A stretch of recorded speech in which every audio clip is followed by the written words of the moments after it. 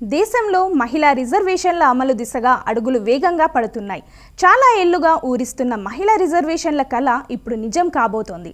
2023లో నారీ శక్తి వందన్ అధినియం చట్టం వచ్చినప్పటికీ దానిని 2034 ఎన్నికల నుంచి అమలు చేయాలని కేంద్ర ప్రభుత్వం నిర్ణయించింది.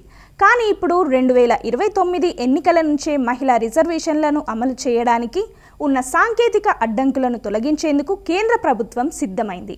అందుకోసం 2026 ఏప్రిల్ 16 నుండి 18 వరకు 3 రోజుల పాటు పార్లమెంట్ ప్రత్యేకంగా సమావేశం కానుంది. ఈ సమావేశాల్లో రాజ్యాంగ 131వ సవరణ బిల్లును కేంద్రంలోని మోడీ ప్రభుత్వం ప్రవేశపెట్టబోతోంది. దీని ప్రధాన ఉద్దేశం 2029 సాధారణ ఎన్నికల నాటికే మహిళలకు 33% రిజర్వేషన్లను అమలు చేయడం. దీంతో డీలిమిటేషన్ బిల్లును కూడా తీసుకొస్తున్నారు. ఈ బిల్లు ప్రకారం లోక్సభ స్థానాల సంఖ్యను ప్రస్తుతం ఉన్న 543 నుంచి గరిష్టంగా 850 వరకు పెంచే అవకాశం ఉంది.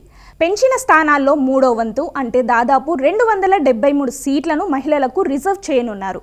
సాధారణంగా కొత్త జనాభా గణన తర్వాతే ఇది జరగాలి.